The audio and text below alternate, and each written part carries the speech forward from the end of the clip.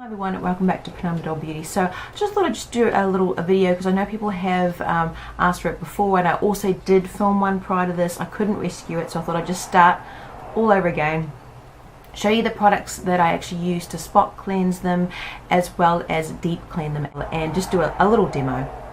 But anyway, when I'm using them, whether it's be the ones for the my makeup kit or the course or my personal brushes, I do like to spot clean them each time that I use them. I mean, the one that we use in the course is the Scotty's Makeup and Beauty Steriliser. It's predominantly alcohol, like a lot of the ones on the market. Like this is another one that I've got. I've got the LimeLily. I've even got the Parian Spirit, however you pronounce it, that has that really strong orange citrusy scent. There's that one as well we can use, and they're all pretty much good, really quick ways to clean your brushes, and you just sort of wipe it on, whether it be a paper towel or just a clean towel, to get off that excess makeup on there. Obviously that's not going to be deep cleansing them, because all you're really doing is removing any of the color or that surface sort of product, but you're not going to be getting deep down in there and cleaning off all the the oils from the face, and think about it, even flakes of skin are going to get ingrained in there. Now I just wanted to show you sort of the reasoning why you want to deep cleanse your brushes. This is my favorite flat top kabuki at the moment. This is just the Big Dallum one, and it's the one that I use for a lot of my liquid foundations because it really buffs in really well, but it is very, very dense, and it goes for a lot of the really dense ones particularly, really works in there. So that's what the color of the brush should be. But if you sort of spread them and look at even any of your makeup brushes, you'll see the product works its way right down deep into the brush in there as well. And like I said, you think about all those things that are building up on your makeup bristles. You want to sort of cleanse them out.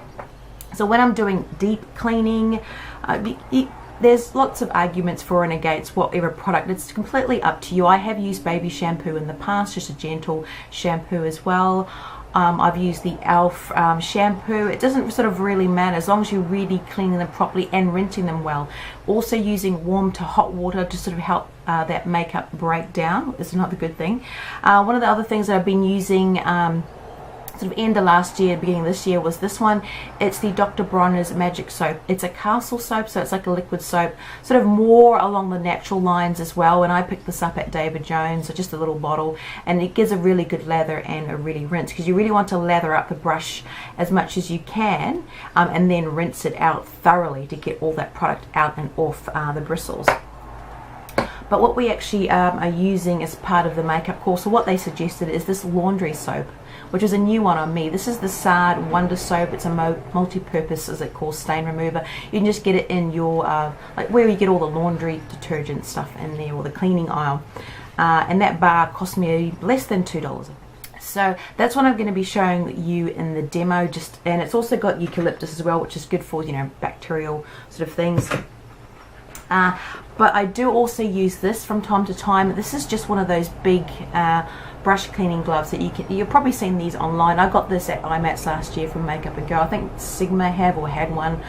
Now you don't have to use this. This is just primarily because with the makeup course, I've been practicing a lot, as well as my personal brushes, trying to get into good habits. I'm deep cleansing them every time, or cleaning them, sorry, every time I use them. And my hands, I'm allergic to benzoyl chloride, which is in a lot of detergents or soaps and stuff, but my skin dries out really easily on my hands. So not to sort of shred my hands, I've sort of been reverting to something like this. But you've also got to ensure you really clean it as well, because products can build up on here. So pretty much what you do is you'll put your soap and you sort of foam it up, and that way you can sort of really work in and around that sort of soap, in and around the brush, and that as well. You can also push up the fingers as well to earn it, and you can use it on either hand, so it's obviously for left or right handed people. But that's just helped my hands, because obviously you're doing it in hot water. There's no harm in doing it that way as well, but for me, like I said, I'm just using it so often that I just want to save the skin on my hands. Nothing wrong with using these really cheap laundry gloves as well, or dishwashing detergent gloves. So the ones with the sort of the grained sort of sides as well. I think you get like a couple for $1 or something like that, depending where you go. So you can use that as well. That's just what I've got. So I'm going to do a quick demo and then wrap up. Okay, I've already launched into it. I'm using that glove, as you can see, and the Sard laundry soap. Again, use your soap of choice, and you can just use the palm of your hand. But what you really want to achieve is a good lather with that soap on the brush here. And also use warm to hot water, so it's helping break down the foundation or the product on there, as well as get that really good lather, so that way when you rinse it, all the product should be coming off of the bristles. As you can see on that glove though, it does have those raised edges, so you can use it to sort of help work the soap around, but just make sure you keep that glove clean too. When you're rinsing it, again, warm to hot water, just make sure with those really dense brushes you are getting the water in between all of those bristles. So however you want to do it, with the glove, with your hand, just make sure it is all rinsed out.